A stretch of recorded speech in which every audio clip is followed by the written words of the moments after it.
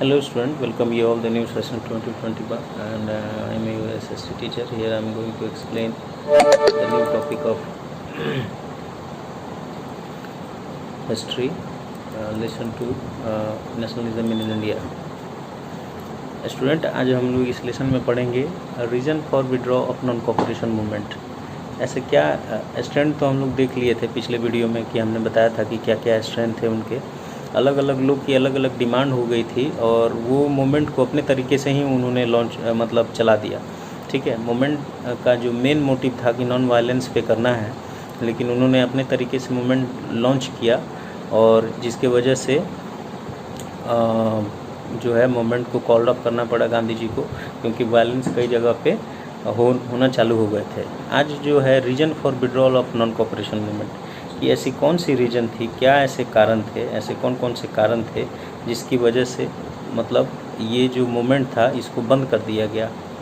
खिलाफत non cooperation movement जो है कौन से कारणों के कारण बंद हुआ। चलिए शुरू करते हैं। गांधी जी जो है चौरा चौरी एक्सीडेंट हुआ गोरखपुर में। ठीक है, गांधी जी इसके बाद ही नॉन कोऑपरेशन मूवमेंट को मतलब उन्होंने बंद कर दिया।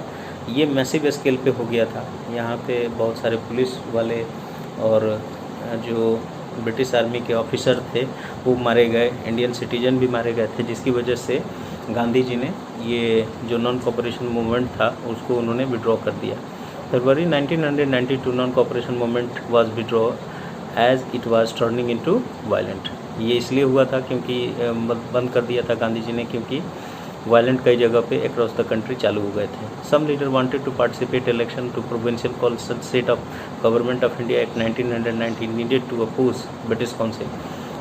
अब ये दिक्कत भी था कि कई जगहों पे क्या हुआ कि जब नॉन कोऑपरेशन स्टार्ट हुआ तो उसमें ये कहा गया कि काउंसिल के इलेक्शन को हम नहीं लड़ेंगे। 1919 जो गवर्नमेंट ऑफ इंडिया एक्ट है इसके अनुसार जब प्रोविंशियल चुनाव होने थे तो उसमें सभी को बाइकआउट करना था।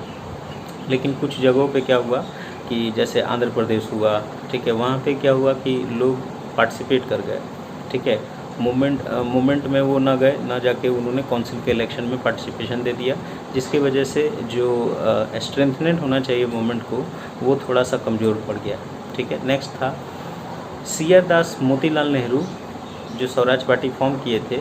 उनका आर्गुमेंट था कि पार्टी को काउंसिल में रहते हुए ही अपनी बात रखनी चाहिए। अच्छा, मतलब ये नरम दल के नेता थे, ये वो मानते थे कि हम अपनी बात को ब्रिटिश के सामने रख के, यानी 3P का कॉन्सेप्ट हम पहले भी बताए हैं, प्रेयर, पिटिशन एंड प्रोटेस्ट। तो ये वो कहना चाहते थे कि हम पहले उनको आग्रह करें, ठीक है, हम उनको पिटिशन दें, प्रेयर करें, उसके बाद प्रोटेस्ट करें। लेकिन JL नेहरू और जो बोस थे उन्होंने इस चीज़ को मतलब रेडिकल तरीके से कर दिया। कई जगहों पे उन्होंने आप जानते ही हैं कि कई जगहों पे वायलेंस हो गए थे, जिसकी वजह से गांधी जी ने इन सब कारणों के चलते क्या किया कि गांधी जी ने, और कंट्री साइड में तो आपको पिछले वीडियो में बताई कि वहाँ पे कंट्री साइड के लोग उन्होंने लैंडलॉर्ड को मार दिया, तालुकदार की ज़मीन हड़प लिए, उसको रिडिस्ट्रीब्यूशन कर दिया, उनके ग्रेनरी हाउस को आग लगा दिया, ठीक है, बाज़ार को लूटेड कर दिया। तो हर जगह पे ये दिक्कत हो गई, कंट्री साइड से लेके अर्बन सिटीज़ तक ये दिक्कत होने लगी, जिसकी वजह से गांधी जी ने क्या किया कि इस नॉन कोऑपरेशन का, जब इसको मूवमेंट को स्ट्रेंथन नहीं मिला, पावर नहीं मिला, तो इसको बंद नहीं करना था। अब नेक्स्ट है टॉपिक है factor effecting of Indian politics late 1900 20th century. ऐसी कौन कौन सी चीज़ें थी जो इंडियन पॉलिटिक्स को उस समय इफ़ेक्ट करती थी, ऐसा क्या रीज़न था जो उस समय के इंडियन पॉलिटिक्स को मतलब इफ़ेक्ट कर सकती थी। तो चलिए पढ़ लेते हैं इसको। ये है effect of world wide economic depression. तो हमारे यहाँ इंडियन पॉलिटिक्स का धाराशायी होना, उसमें से एक कारण था कि जो वर्ल्ड 1930 में जो मतलब ऐसे तो ये जो वो अब तक का दुनिया में सबसे माना जाता है कि जो इकोनॉमिक डिप्रेशन आया था वो 1930 का ही था। तो 1926 से लेकर 1930 के बीच पर एग्रीकल्चर प्राइसेस जो थे काफ़ी हद तक वो फेल हो गए थे, मतलब गिर गए थे उनके दाम। जब इकोनॉमिक डिप्रेशन आता है तो हाई इन्फ्लेशन रेट हो जाता है, बहुत सारी चीज़ों जो आप खरीदेंगे वो महंगा मिलेगा, जो आप बेचेंगे वो सस्ता हो जाएगा। तो इस तरीके से चीज़ें हुई। Peasant found hard to sell harvest and pay revenue. दिक्कत ये हो गई थी कि उस समय इतने भी अनाज के दाम नहीं मिलते थे, पीजेंट को कि अपने अनाज को बेच सके और वो रेवेन्यू पे कर सके, यानी रेवेन्यू को जो पे करने का सिस्टम था वो कर सके। Tory government in Britain constituted a statutory commission under the sir John Simon. उस समय क्या हुआ कि जो साइमन कमीशन था उसने, टोरी गवर्नमेंट ने इनको, स्टैट्यूटरी कमीशन ने क्या किया कि सर जॉन साइमन को ये भारत का जो नीति निर्देशक है उसको सेटअप करने के लिए भेजा। Function of the constitution system and no single Indian of the commission. अभी इसमें भी दिक्कत है, इसमें दिक्कत ये था कि ये जब कमीशन सेट हो रहा था, स्टैट्यूटरी बॉडी बनाई जा रही थी सर जॉन साइमन के अंडर में, तो उसमें एक भी सिंगल इंडियन लीडर नहीं थे, सारे के सारे ब्रिटिश ही थे। तो 1928 में जब साइमन कमीशन भारत आए तो उनको बाहर मतलब स्लोगन दिया गया, ऐसे साइमन गो बैक का नारा दिया गया कि गो साइमन गो बैक, ठीक है। 1929 में इरविन ने क्या किया, अनाउंस किया डोमिनियन स्टेटस फॉर इंडिया। मतलब इसके अनुसार 1919 में गवर्नमेंट ऑफ इंडिया एक्ट पास हुआ था, उसके अनुसार कि जब भारत में जितने भी स्टेट थे वो सब अपने डोमेन से काम कर रहे थे, उनकी अपनी एक डोमिनेंस थी, अपना एक पावर था, ऑटोनॉमी पावर था। उसके अनुसार उस समय ये देश वाला सिस्टम नहीं था। तो डिस्कस करने के लिए उस समय ये हुआ कि जब उन्होंने अनाउंस किया डोमिनियन स्टेट के लिए, तो राउंड टेबल कॉन्फ्रेंस में कॉन्स्टिट्यूशन डिस्कस करने के लिए, मतलब कॉन्स्टिट्यूशन डिज़ाइन कैसा होगा भारत का, इसके लिए भारत के कांग्रेस के लीडर को बुलाया गया, ठीक है। तो radical become assertive and liberal lost in influence. इसका मतलब ये हुआ कि रेडिकल जो थे वो जाना नहीं चाहते थे, मतलब इनकी पावर ज़्यादा थी, ये ज़्यादा असर्टिव हो गए। तो जो लिबरल्स थे उनकी पावर कम हो गई। कम ये कैसे, रेडिकल और लिबरल का मतलब क्या है समझा देते हैं। नरम दल और गरम दल को ये कहा जाता है। बेसिकली रेडिकल वो कहलाए जो गरम दल में थे और लिबरल्स वो कहलाए जो नरम दल में थे। तो फर्स्ट राउंड टेबल कॉन्फ्रेंस का बहिष्कार कर दिया गया। दिसंबर 1929 में लाहौर का जो सेशन हुआ था वो फॉर्मलाइज किया गया और उसमें एक मोटो रखा गया कि अब हमें पूर्ण स्वराज चाहिए। पूर्ण स्वराज का मतलब कंप्लीट इंडिपेंडेंस, ठीक है। तो 26 जनवरी 1930 को एज ए इंडिपेंडेंट पहली दिन मनाया गया था। तो ये ज़्यादा दिन तक चला नहीं, बहुत जगह पे इसको मालूम ही नहीं था कि इंडिपेंडेंस डे इस दिन को घोषित किया गया है, ठीक। तो ये दिक्कतें थी, यानी कांग्रेस के भीतर ही दो ग्रुप्स थे, नरम दल यानी एक रेडिकल्स का और दूसरा था आपका लिबरल्स का, जो आपस में इनकी बनती नहीं थी। तो इस वजह से भी कई सारी दिक्कतें हुई थी कांग्रेस के अंदर मूवमेंट के टाइम पे। नेक्स्ट टॉपिक है salt march and civil disobedience movement. Irwin के सामने गांधी ने 10 शर्तें रखी थी, ठीक है।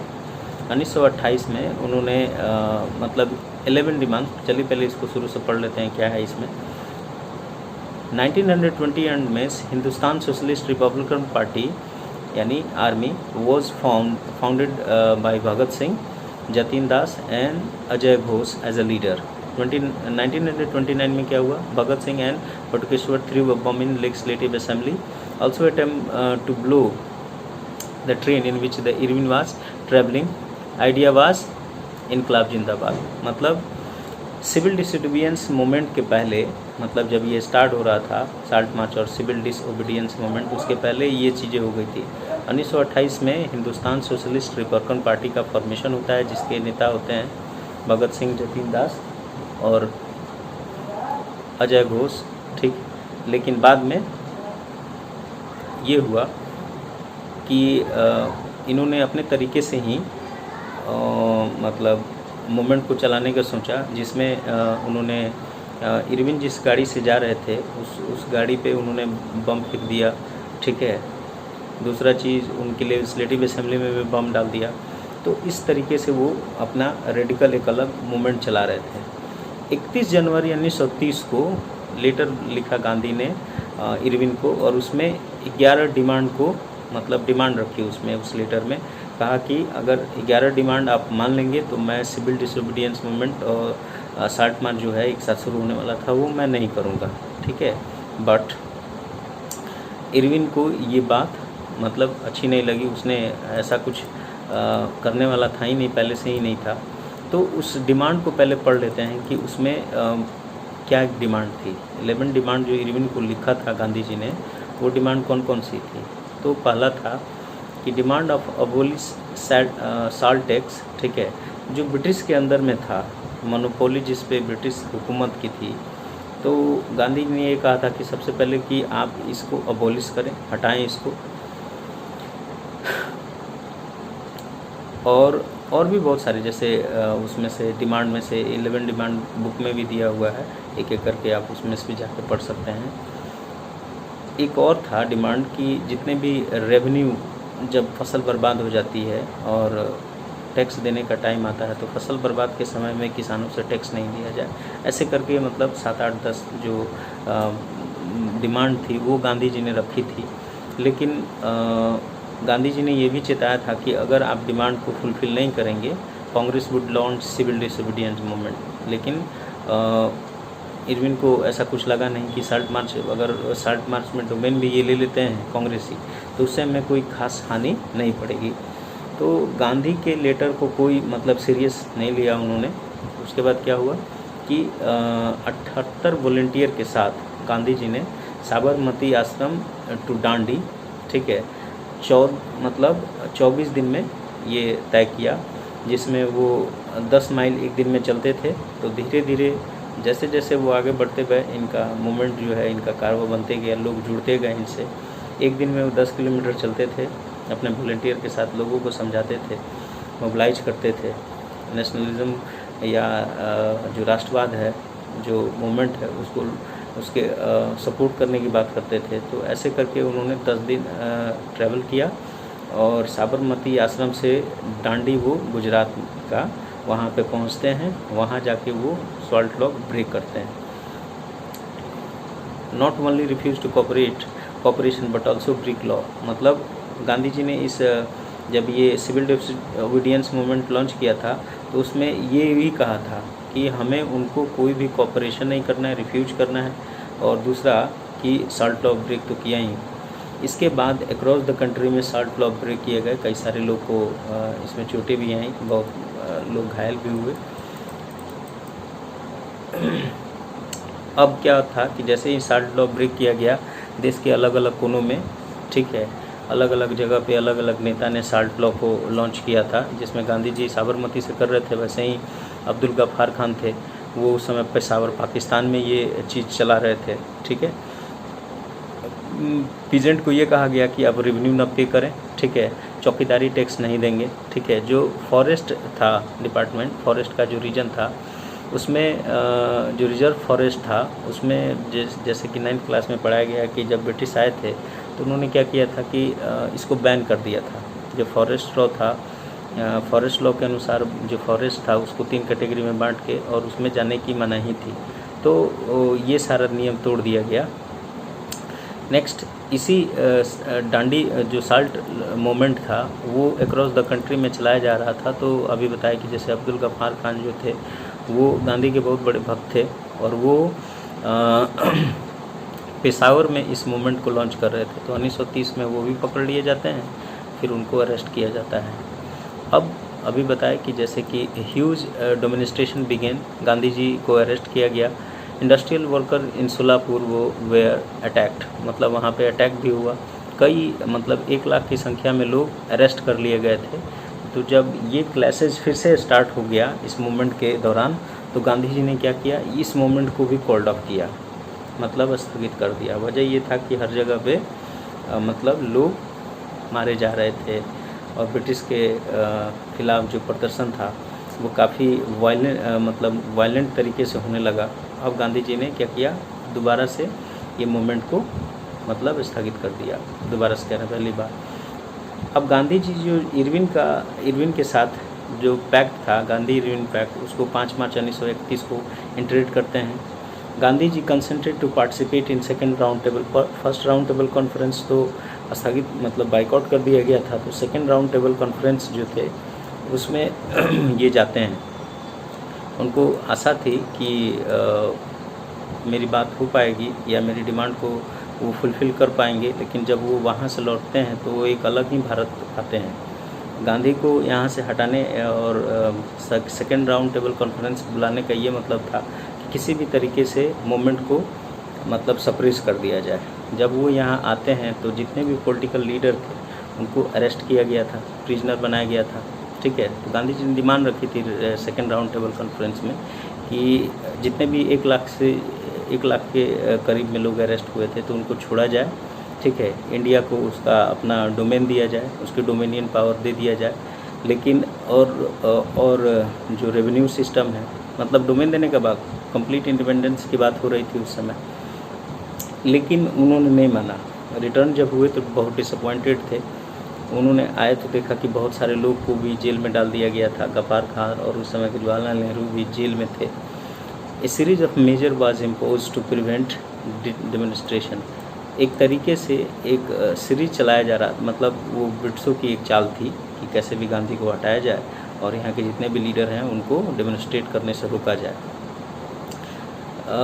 दोबारा से गांधी जी क्या करते हैं कि सिविल डिसोबीडियंस मूवमेंट जो है वो रीलॉन्च करते हैं, लेकिन उतना स्ट्रेंथनेड नहीं मिला, ठीक है। और 1934 में दोबारा से स्थगित कर देते हैं। मतलब पहली बार जब मूवमेंट हुआ था तो बहुत सारे लोग आए थे, ठीक है, लेकिन बाद में जब दोबारा 1934 में रीलॉन्च किए तो 32 में, तो ये ज़्यादा दिन तक चला नहीं और उनको स्थगित करना पड़ा। तो आज की वीडियो में बस इतना ही, बाकी का कल। Thank you, have a nice day.